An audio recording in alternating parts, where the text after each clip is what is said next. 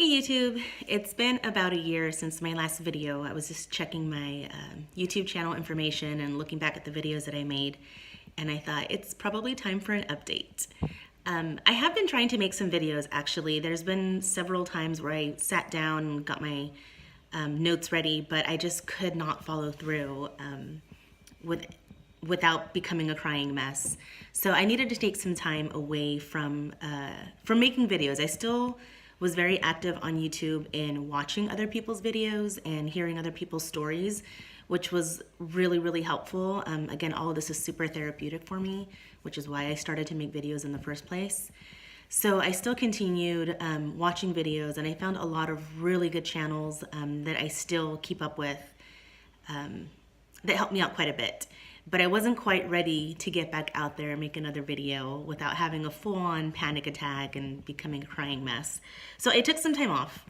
In the meantime, I was able to find a therapist, not locally, unfortunately. We live in a pretty smallish town in California, and I couldn't find any local therapists that were experienced with cult, I guess, survival, or someone that was in a cult before.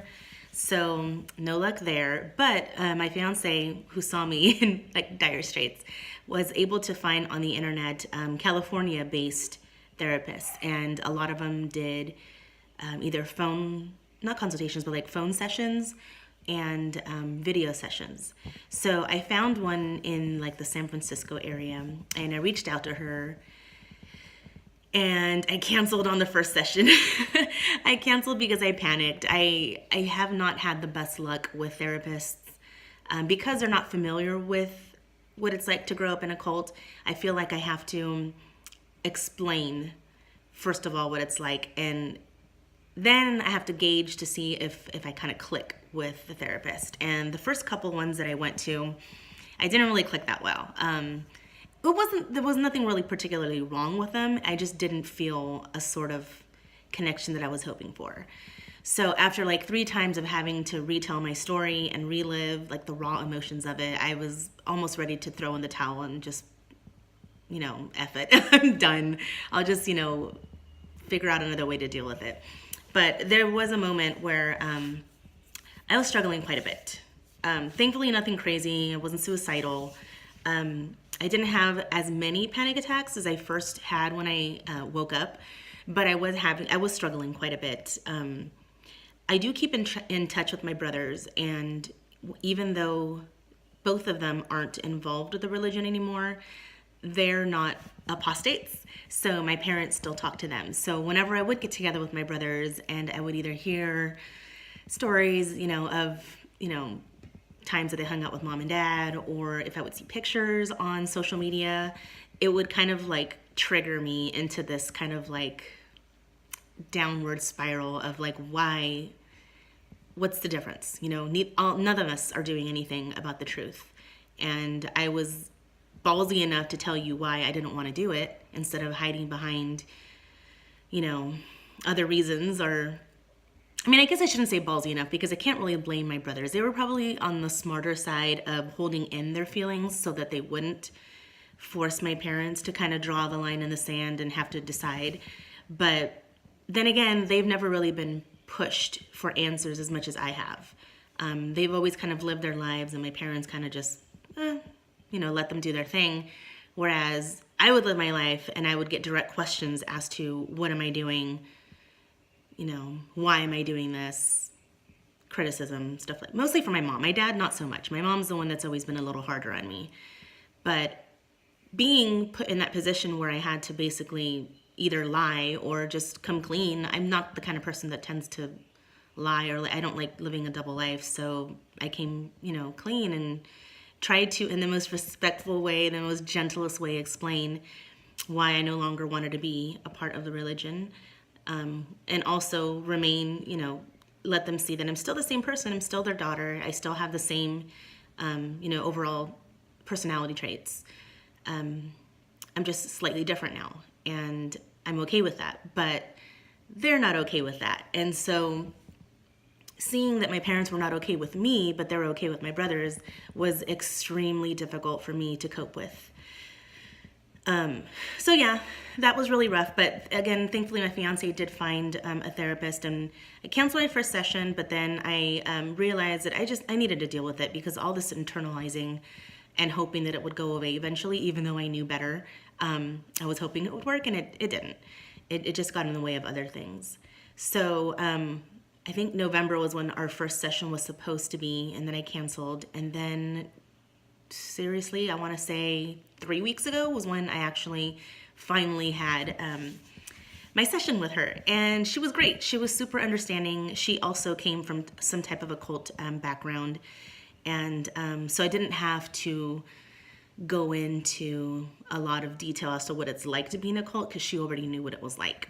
And she was super respectful. She didn't like calling it a cult. She just mentioned, when people are involved in groups, high control groups like that, which was really like sensitive on her part.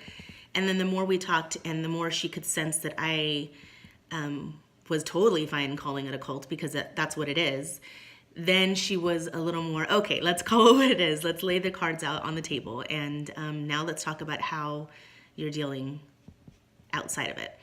So the majority of what I kind of expressed to her, I already felt was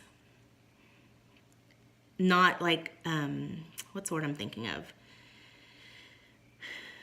I think what I mainly needed was a professional to hear me out and validate that what I was feeling was legit.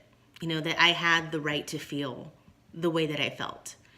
That the resentment that I had, and that I still have to a degree, was rightly so, So I think being able to just, because there's one thing when you talk to your partner and you just, lay everything out and you say everything that you're feeling, and, they're totally on your side and they think that you have every right to feel that way, but it's your partner. So there's also a bit of like a bias.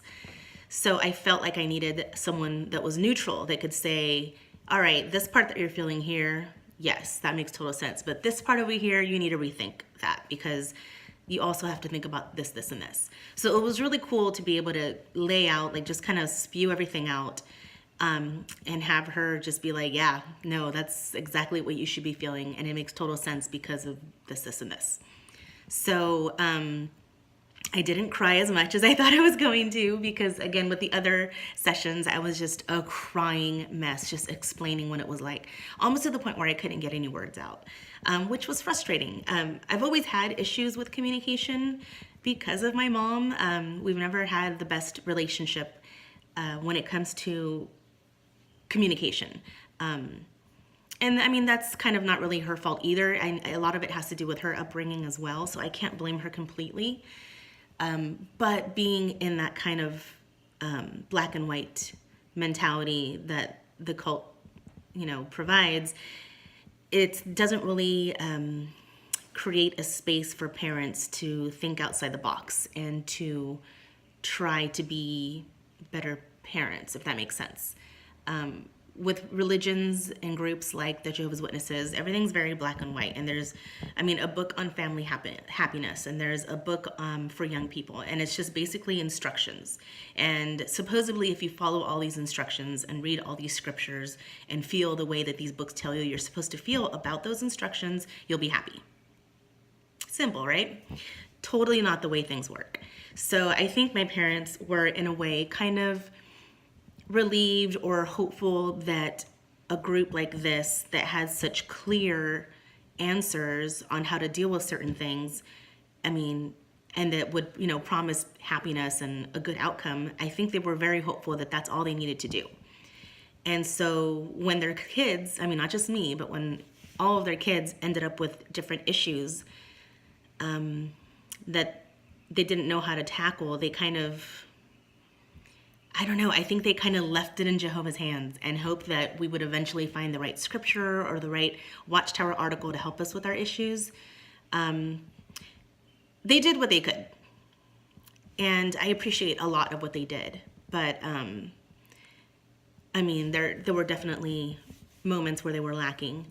And I'm sure when I become a parent, I'm going to have moments where I'm lacking. But I feel super thankful that I'm in the position where I can look at all kinds of sources and I can research all kinds of things, articles, where I can decide what's the best way for me to parent my kid based on their personalities. You know, it's not a one thing works for everybody kind of a thing. So anyways, I kind of lost track of what I was saying. But yeah, it was really helpful to have the therapist kind of agree that, you know, the way I was feeling was totally valid. And I think I've just come to the conclusion, because again, that kind of cult mentality kind of sticks with you. And I was to the point where I was like, okay, then if they're not going to do anything with me, I'm going to write them off completely and they're dead to me. But that's not healthy either. You don't want to completely, you don't want to completely write them off, but you also don't want to always have that hope, because that hope that you have, or that I have, unfortunately kind of gets the better of me. So for example, we had an emergency about a month ago, and a cousin of mine mentioned that her mom was super sick and she didn't have my dad's information. It was my dad's sister. And she needed to get in contact with them to let him know what was going on. And she was frantic, poor thing. It sounded like, you know, it was pretty rough. So I was like, don't worry about it. I'll let my dad and my mom know. And I'll give them your number so that they can call you for more information. So I caught up with her for a little bit. We hadn't talked in ages. Last time I saw her, we were, I think, all vacationing and staying at my grandma's house in Mexico. I think we stayed for a couple of months, and we were like 12, 13, I think. And I'm gonna be 38, so it's been a minute. So we did get to catch up a bit. But yeah, I was worried about her. She sounded really upset about how her mom was doing. So I texted my dad, and no response. But it is tax season, and he's an accountant, so I had a feeling that he was just super busy. So then I texted my mom, and I had a feeling I was kind of gonna get a, okay, thank you, and that's it. And that's what it was at first. She, you know, responded thanking me for letting her know. And then I want to say about an hour later, she texted back about my aunt, I guess like an update. And I thought that was cool. And then she texted me a video of my nephew doing something. I think he was playing with some toys. And I was like, oh, cool. Okay, so she's maybe feeling okay enough to share something. I know it's, you know, family related, which is technically still within the guidelines. But so I got excited and I responded back and mentioned something else about my nephew. And then it just kind of cut short. And I don't know if she felt guilty for engaging with me, or if she remembered, oh, this is not what I'm supposed to be doing, or I'm sending the wrong signal, because, you know, all those videos and articles the Watchtower's been putting out of don't even answer the phone if, you know, a disfellowship member calls you, because you don't want to give them any kind of, you know, satisfaction of contact, because then they'll be satisfied with just that and they'll never come back. So they're, you know, instructed to give us the cold shoulder so that we'll be crawling back. So yeah, it ended kind of short. And but that tiny minute, that like 5 to 10 minute window of texting her kind of got me, you know, hopeful and excited that we could be normal like a family. And then quickly it just turned to like, oh yeah, I'm not supposed to be talking to you. And the same with my dad. My dad responded something and then he asked me how I was doing. So I wrote back how I was doing, and then no response, just completely ghosted me. And stuff like that, man, that's really hard. That's really hard to take. So I think I've decided that it's probably better to not even reach out. If anything needs to be communicated to them, I think I'm gonna let my brothers know so they can tell them, and I don't have to get involved, because it's still pretty hurtful. It's not like devastating the way it was before, but it's still pretty hurtful. And I think with time, it's gonna get easier to deal with it. So I try not to think about anything crazy, like long-term, like, you know, when one of them happens to pass away and how I'm gonna have to deal with the whole, you know, being shunned, and do I go to the funeral, do I not go? And I'd rather not worry about that right now. They both seem to be doing okay, but then again, I don't know, because I don't talk to them, so who knows. Anyways, yeah, therapy session went really well. I don't know if I'm gonna do another one. I feel pretty good with that. So I'm just gonna kind of focus on life. You know, work is going really well. Personal life is going super good. Like, guys, you don't understand. I'm super lucky. I have a really good partner. He's amazing. Like, he's probably going to be the thing that makes me cry in this video. So I'll not go too much into how amazing he is. But yeah, things are going really well with us. Wedding planning is kind of on hold right now. And we have some other things that we're working on. And I found hobbies, guys. I found some hobbies that I'm like super into. I got into houseplants. I started off with like a couple. I had some people coming in for the holidays and I was decorating the spare room and I was like, this could use some houseplants. So I bought a couple. A huge peace lily. For those of you that are totally not into this, you can probably turn off the video. I don't think it's going to be anything XJW related after this, but just thought I'd share. I started off with a peace lily and a pothos, and oh my god, those are super hardy and they did really well. And like 3 weeks later, maybe 2 weeks later, I went and bought a ton more. So I'm actually looking at all my plants right now. Maybe I'll do a video not on this channel, because I know this channel is going to be XJW, but I have another one that's kind of like I don't have any content on it, but it's a different channel that I wanted to do random videos on hobbies. I'll probably make a video about plants on that one. But I have like 35 plants now, and the only ones that I've been not good with are succulents. I kill succulents. And they're supposed to be the easiest ones, and I can't figure it out, guys. I don't know. But everything else is doing really well.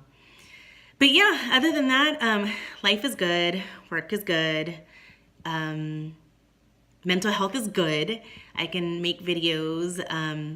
Okay, so one thing I did want to talk about is this channel was never really intended with the motive of making videos about doctrine and things like that. It was more so to make videos about like how to move on with life after leaving, you know, the cult without any like proper skills to live in society. Because honestly, you guys, if you were raised in it, we weren't prepared to live in the normal world. And then we were also scared of it because, right, if you go into the world and you're bound to just be mistreated and used and abused, and it was just going to chew you up and spit you out. And dudes, that is not the case. Like, the most kind people I've ever met, don't get me wrong, inside the organization, there are still some very, very sweet people. Unfortunately, they're just blinded, but they're very sweet, you know, honest, good intentioned people within the organization. But they're also very sheltered and very misguided.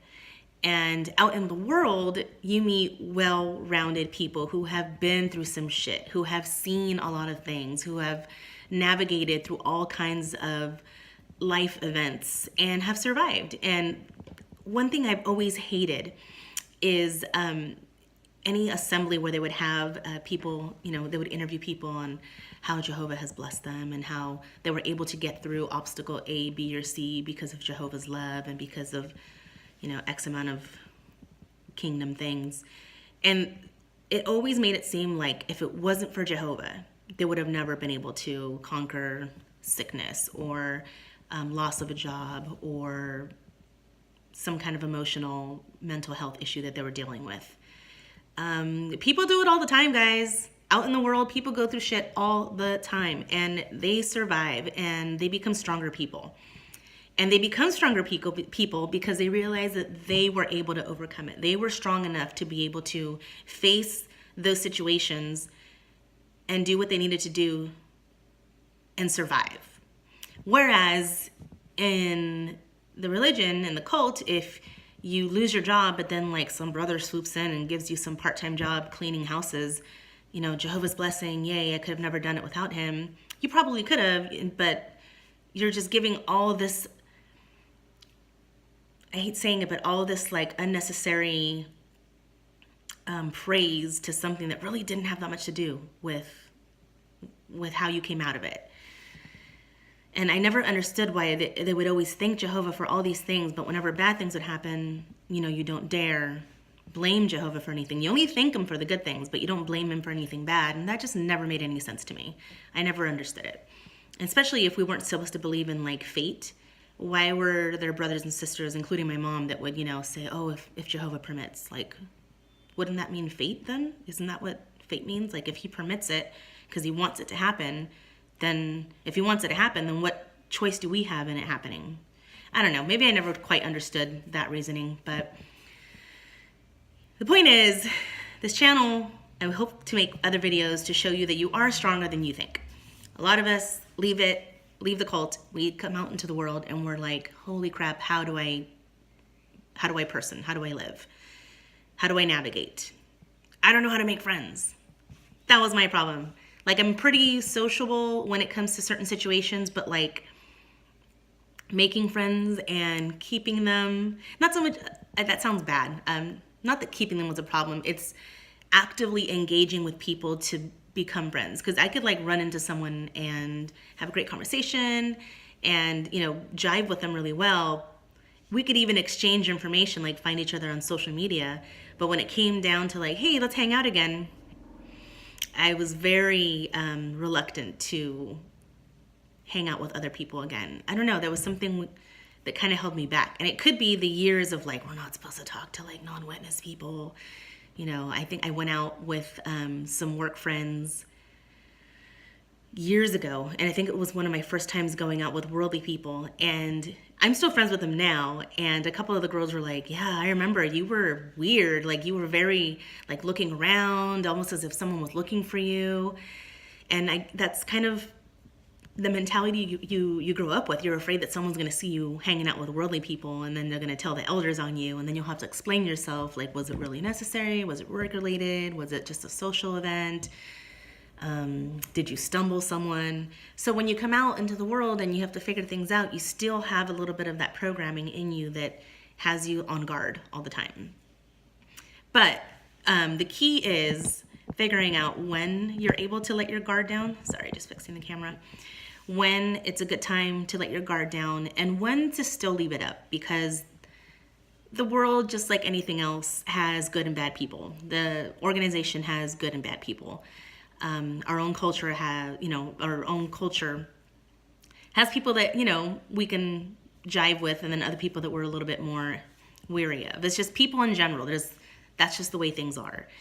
And there are some situations when you get out into the world where you may want to be a little bit more free and experiment with things, but when you should probably still put your guard up, because you don't want to just trust anybody all the time.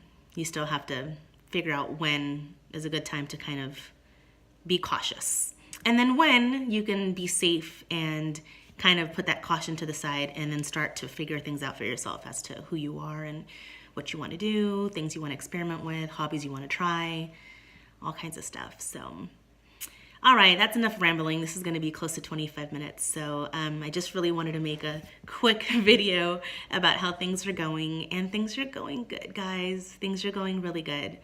So yeah, I hope to make another one soon. I'll pick another topic. Again, not so much doctrine, but maybe some like how to kind of situations, how to step out of your comfort zone and make friends, or how to find a therapist that you can, jive with, things like that. So take care, guys. I will hopefully see you guys soon. And yeah, thanks for all the comments and all the likes. And feel free to keep, commenting on any suggestions that you guys would like me to talk about. Thanks, guys. Bye.